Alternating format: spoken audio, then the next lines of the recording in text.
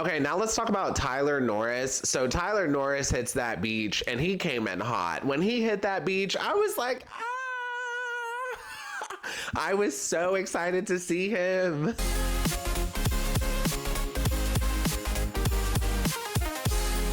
Hi everyone, my name is Dimitri and welcome back to DimitriTube. Bachelor in Paradise, Night 3. Let's talk about it. As always, if you're enjoying my videos, please go ahead and pound that like button, pound that subscribe button, and ring that notification bell. I'm a growing YouTuber and the likes and subscribes really help me out. Okay, so just one thing before we get started. Are y'all watching Golden Bachelor? So I watched the first episode and I found it very cringy, so I haven't watched since. But knowing me, y'all watch my channel and y'all know me. Do you think I would enjoy it? Like, should I go back and try to catch up on Golden Bachelor? Let me know below in the comments. And that's all I got. Let's dive into the review. First up, let's just talk about the stars of the episode, Kat and Brayden. So the episode starts and Tanner arrives on the beach and Tanner came in hot. And Kat was completely gagged when he arrived on this beach. And Tanner talked to both Kat and Jess, but ultimately he ended up asking Kat on the date and Kat accepted. Okay, so just a few things I want to unpack here. First, what do y'all think of Tanner? Let me know below in the comments. So don't get me wrong, Tanner is very attractive. He's tall. He has that like classic James Dean look. And he's a really nice guy, but he's just kind of boring to me. He's like a typical guy from the Midwest, and I think he's from Pittsburgh, but if you've ever been to Pittsburgh, the people there more so act like the Midwest than they do East Coast. And if you're truly looking to settle down, he is like a great pick. Like, you can tell he would be a great boyfriend and great with kids. But for me personally, I would much rather pick a Blake or a Tyler Norris. Next, so this season, our narrators are very much Olivia and Sean, and I am so tired of them narrating. They're both pretty annoying. I wish more contestants were talking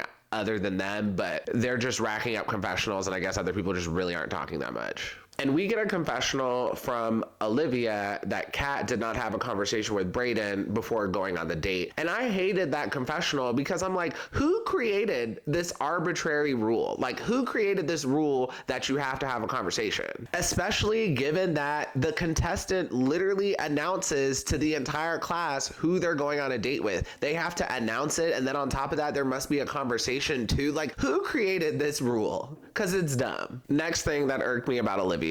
We find out that Tanner was #1 on Jess's list, I believe. And Olivia says,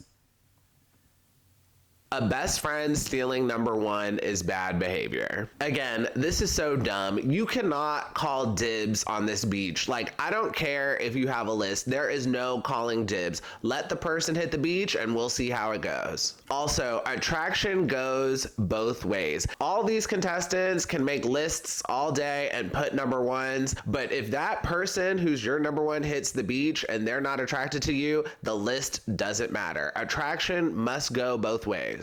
And also, like we just witnessed, if that person is feeling someone more than you, then the list doesn't matter anyway. And in this example, Tanner was feeling Kat more than he was feeling Jess. And one more thing I want to mention. So at one point, Kylee is having a one-on-one with Jess. And Kylee says, we thought you would have went on the date. And I was really wondering why she said that. Jess is dating Blake and Kat is dating Brayden. And Kat ended up going on the date. But why would Kylee think that Jess was more likely to go on the date? Like, that really didn't make sense to me. So Kat and Tanner go on a date, and for the date, they ride ponies on the beach, and then during the date, Brayden is completely spiraling. But I will say, Brayden's hair looked amazing this entire episode. Maybe heartbreak does the hair good. Tanner and Kat have a wonderful date, and Kat goes back to the beach to have a one-on-one with Brayden, and she breaks up with him. Kat says that it was nice to leave paradise, and her energy levels were different with Tanner, and she doesn't see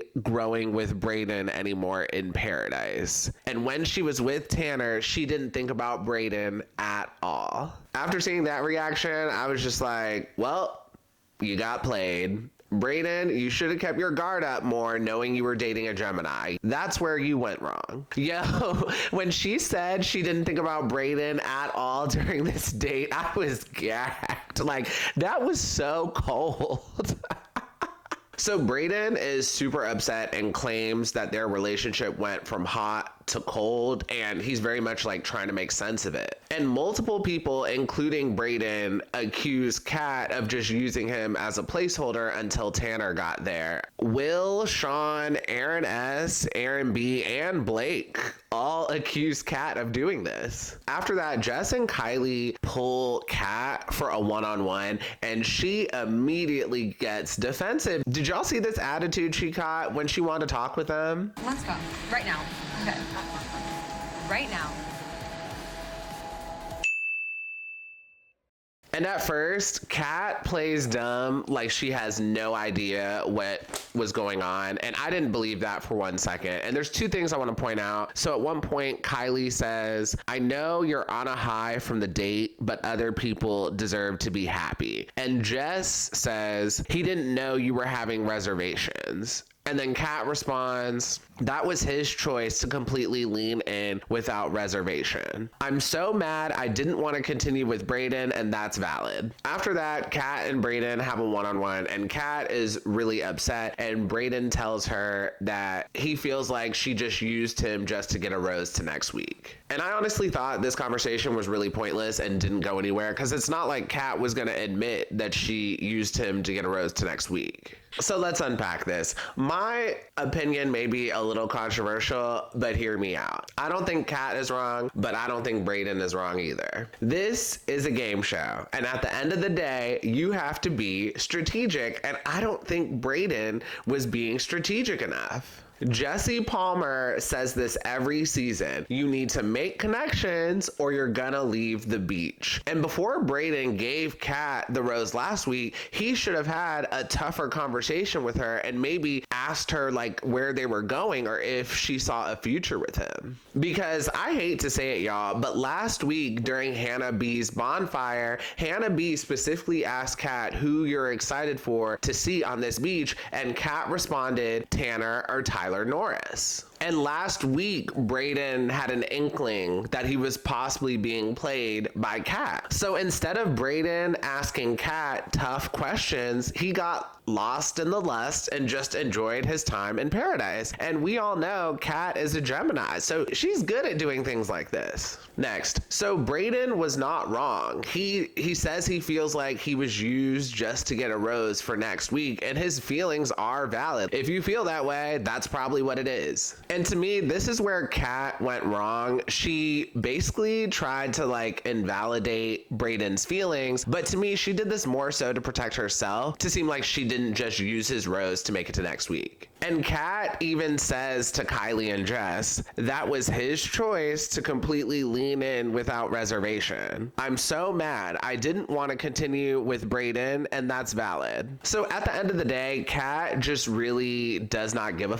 and she comes across as very harsh. And I understand Jess's point and I understand Brayden's point that there were no reservations and he was completely blindsided. But like, you can date someone and not have any reservations and someone better can just come along. Like, that's a thing. Kat was very much like, oh yeah, Brayden's cool and I really like him, but I'd rather take a chance with this shiny new toy called Tanner. And that's what happened. And the reason why I'm a little more on Kat's side is because she even said during the bonfire that she was excited to meet Tanner or Tyler Norris. So I think Brayden in general should have been more strategic about all of this. And I totally get it. Brayden's feelings are hurt. I don't like to see him hurt just like the rest of you. But also at the end of the day, this is a game and Kat was playing the game and Brayden really was not. And I think that's all I got for Kat and Brayden. If you made it this far in the video, please go ahead and pound that like button for the YouTube algorithm.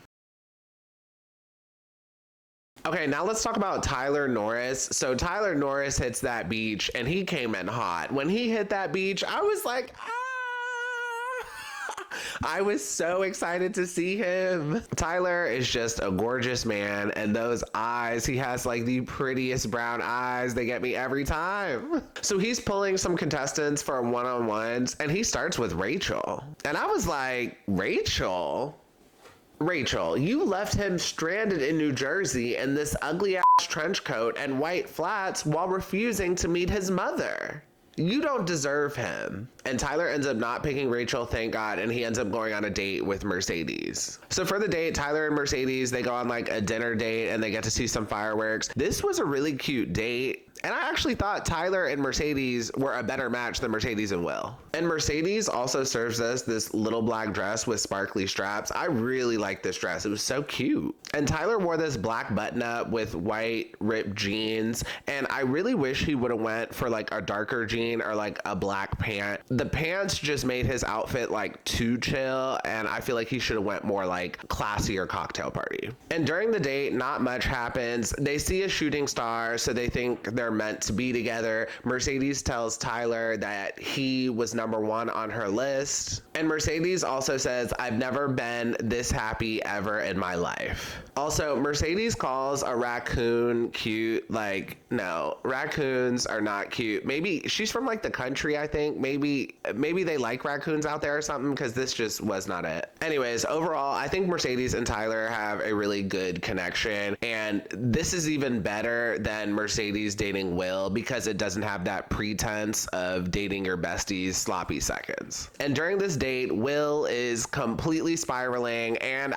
I was dying laughing because they keep doing these close-ups of Will and he's really sad, and they start playing this sappy piano music in the background, and it had me dying. And at this point, Will just needs to go home. Paradise is just not for him. But like I said in a previous episode, when Mercedes gets back to the beach, I really hope Will puts together like a mini date for him and Mercedes to try to win Mercedes back. I hope he doesn't just go to her and be like, I really like you, you're the one, I'm all into you. But no, just create a date and use actions to try to make her fall for you. And lastly, let's talk about Sam. One of the contestants mentioned Sam, and I was just like, who? And then I remembered who she was. So I'm not going to talk super in depth about this because this was gross and just such an unnecessary storyline. But Sam is having a medical issue and she has not had a BM in a while. And apparently it had been like 9 or 10 days since her last BM. And they bring in this doctor, and I swear this guy was not even a real doctor. He seemed more like an actor to me, but I don't know. And let me know below in the comments if any of y'all are nurses or work in the medical field. But I feel like if it's been a week, you would go to the hospital. Like, to wait up to 10 days seemed a little extreme to me, but I'm not a medical professional. I don't know. Anyways, so Sam has like 12 hours to have a BM, or she's getting sent to the hospital and getting sent home. So Aaron tries to help make it happen. So he brings her a plate of food with tacos, beans, coffee, olive oil, and they also start doing exercises together. And I thought this was really cute and really sweet. And also, maybe I'm weird, or maybe this is just me, but I would have went to Aaron for medical advice before I went to like the producers and had them bring a doctor. But maybe that's just me. I don't know. Maybe Sam didn't want to talk to Aaron about it because it was so personal, but at the same time, he's a paramedic, so I'm sure he's like seen it all. But yeah, we'll find out next week if she gets to stay on the beach. And overall, they just made this more dramatic than it needed to be. And that is the end of the episode and the end of this review. If you enjoyed this review, please go ahead and pound that like button, pound that subscribe button, and ring that notification bell, and I will see you all next time. Have a good one. Bye.